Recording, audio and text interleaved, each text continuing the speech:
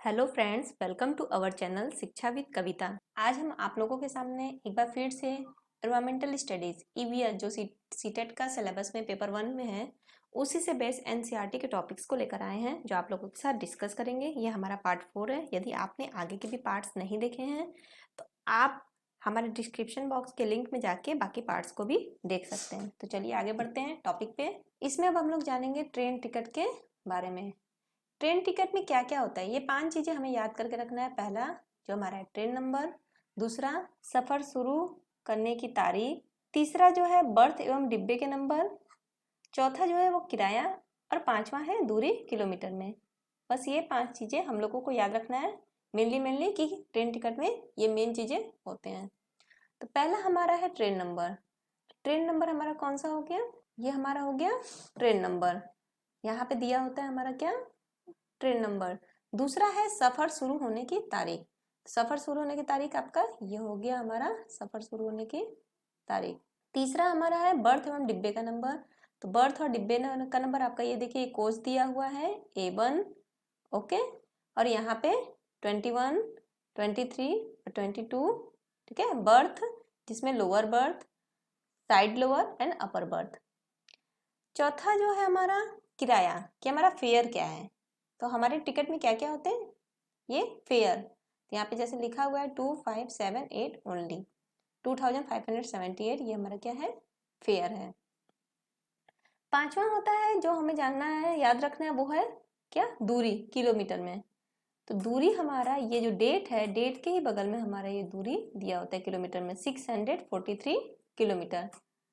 ऐसे तो और भी बहुत कुछ है, जैसे यहाँ पे दिया हुआ है सबसे पहले आप लोगों को पीएनआर नंबर जो ये भी बहुत इंपॉर्टेंट है। लेकिन यहाँ पे एनसीईआरटी के बुक में हमें इन्हीं 5 टॉपिक्स के बारे में बताया गया है जो हमें जानना है, मोस्टली इसको जानना है। तो क्या क्या था? ट्रेन नंबर, तो मैंने आपको ये दिखा दिया ट्रेन नंबर, ओके।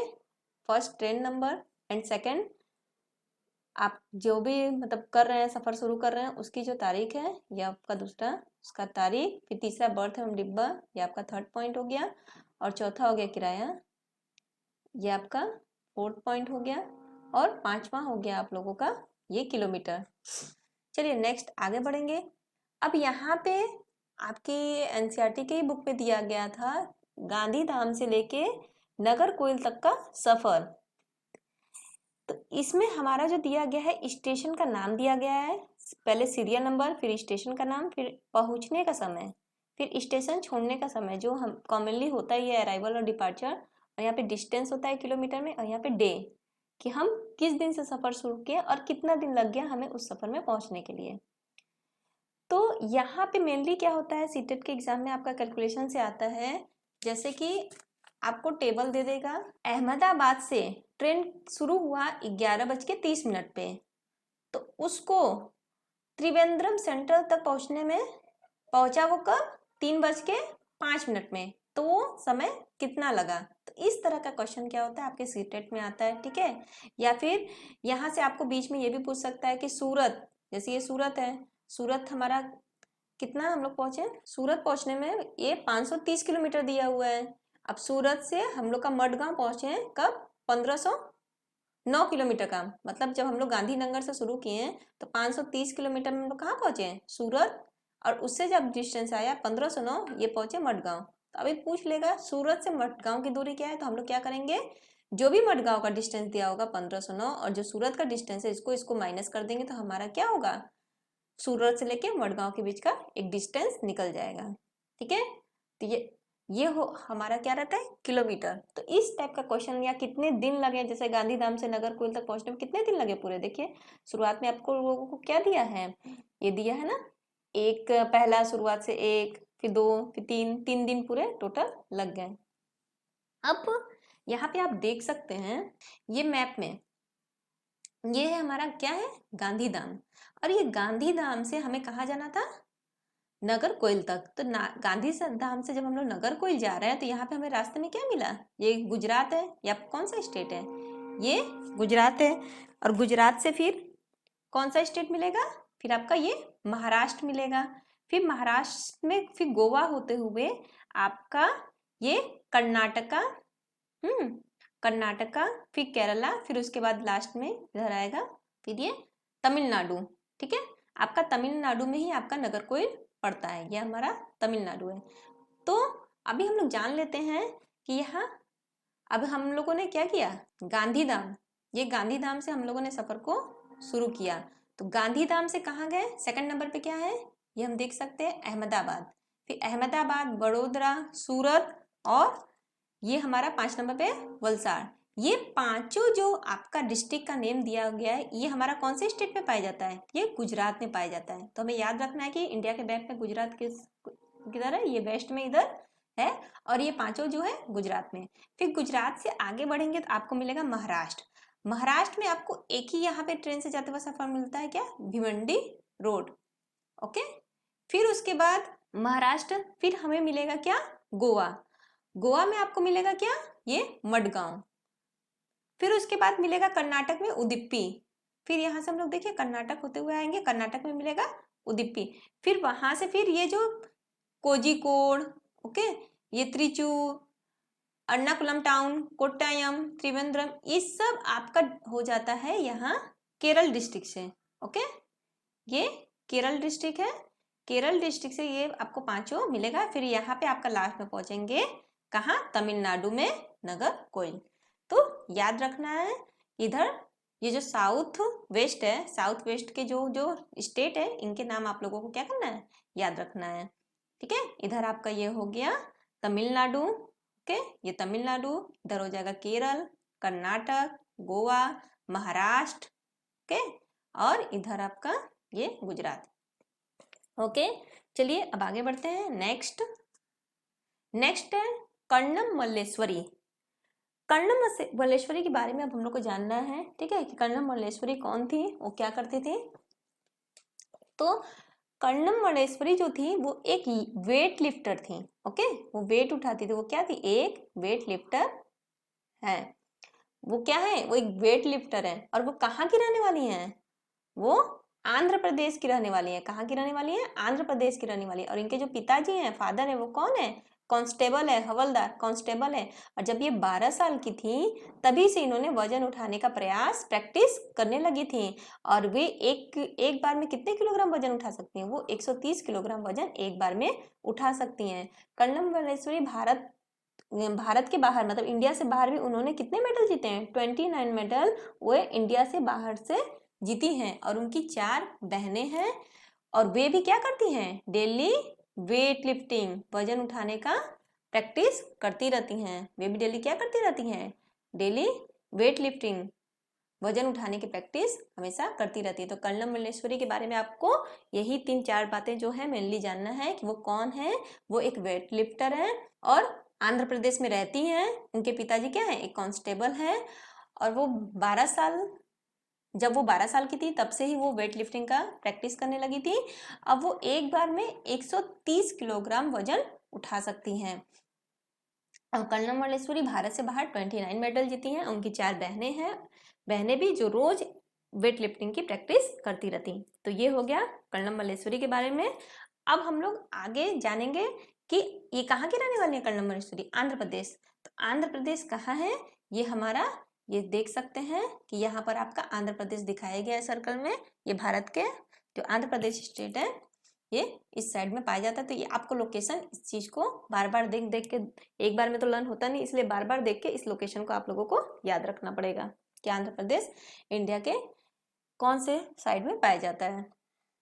नेक्स्ट अब हम लोग पढ़ेंगे मधुबनी। अब ये मधुबनी क्या है, ठीक है, यहाँ पे देखिए, यहाँ पे आपको क्या दिख रहा है, ये एक डिजाइन दिख रहा है ना, ये एक डिजाइन दिख रहा है आपको, और यहाँ पे भी क्या दिख रहा है, ये एक डिजाइन दिख रहा है। ये सब जो डिजाइन है यही सब क्या है, ये सब मधुबनी है, आपका मधुबनी पेंटिंग है। इन्हीं डिजाइन को मधुबनी कहते हैं। ये चित्रकला की मतलब बहुत ही पुरानी पेंटिंग है। इसे चित्रकला का नाम मधुबनी क्यों बना, बिहार में मधुबनी नाम का क्या है, एक डिस्ट्रिक्ट है। हम आप लोगों को दिखा देते हैं, ये देखिए, ये इंडिया का मैप है। ओके, और ये यहाँ पे क्या है, ये डार्क कलर में ये बिहार है। और इसी बिहार के अंदर ये हमारा क्या है, मधुबनी डिस्ट्रिक्ट है, ये बिहार में पाया जाता है।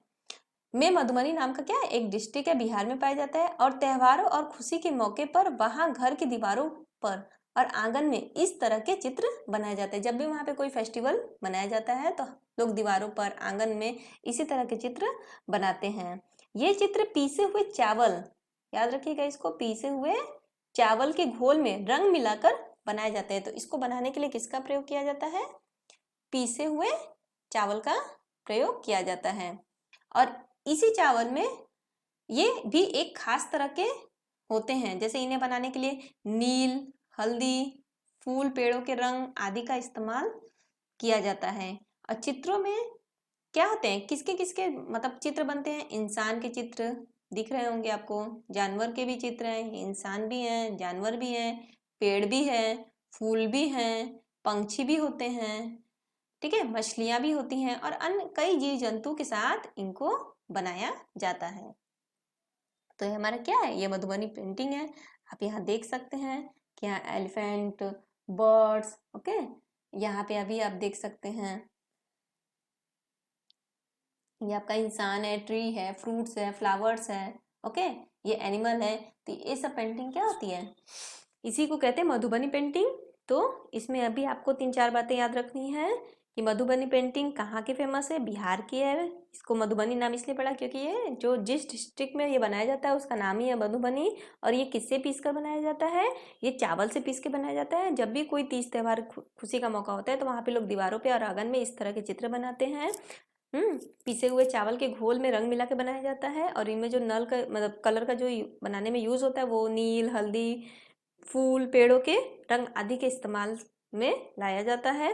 और चित्रों में क्या होती है, इसमें इंसान, humans, animals, trees, flowers, birds, fish और ऐसे कई सारे एनिमल्स हैं जिनके साथ ये मधुबनी पेंटिंग्स को बनाए जाते हैं। चलिए आगे बढ़ते हैं। नेक्स्ट अब हम लोग जानेंगे इत्र के बारे में। नेक्स्ट पॉइंट जो है हमारा इत्र, जिसको परफ्यूम या फ्रेग्रेंस भी कहा जाता है। तो आपने कभी इत्र की शीशी खोलने पर खुशबू का तो मजा लिया ही होगा। तो वो जो इत्र की एक छोटी सी शीशी होती है उसमें क्या होते हैं, ये हमारा क्या है, ये इत्र का फोटो है। इत्र की जो छोटी सी शीशी होती है उसमें क्या होता है, बहुत सारे फूलों से वो बनती है। वो जो इत्र की खुशबू होती है वो किससे बनी होती है, बहुत सारे फूलों से। जैसे उत्तर प्रदेश के कन्नौज जिला में इत्र के लिए वो बहुत ही मशहूर है। इत्र के लिए कौन कौन से स्टेट में कौन सा डिस्ट्रिक्ट मशहूर है, उत्तर प्रदेश, यूपी का जो कन्नौज डिस्ट्रिक्ट है वो इत्र के लिए, परफ्यूम के लिए, फ्रेग्रेंस के लिए बहुत ही मशहूर है। यहाँ पर पास के इलाकों से ट्रकों में भर कर फूल लाए जाते हैं। क्या किया जाता है, पास के इलाकों से ट्रकों में भरकर फूल लाए जाते हैं।